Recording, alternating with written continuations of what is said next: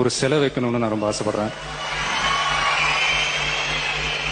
அவருடைய 100வது வயசுல இதே மாதிரி ஒரு ஃபங்க்ஷன் பண்ணி அவரோட சேர்ந்து நானும் அந்த சிலையை ரசிக்கணும்னு ஆசைப்படுறேன்.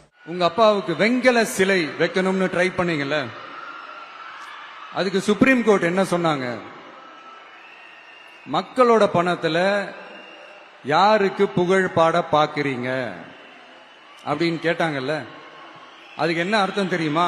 ஊராம் வீட்டு நெய்யில உங்க வீட்டுக்கு ஸ்வீட் செய்யாதீங்க.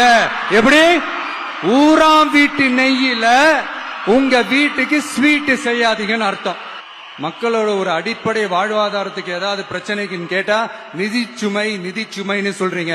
சிலை வைக்கிறதுக்கு மட்டும் எங்கிருந்து சார் காசு வருது?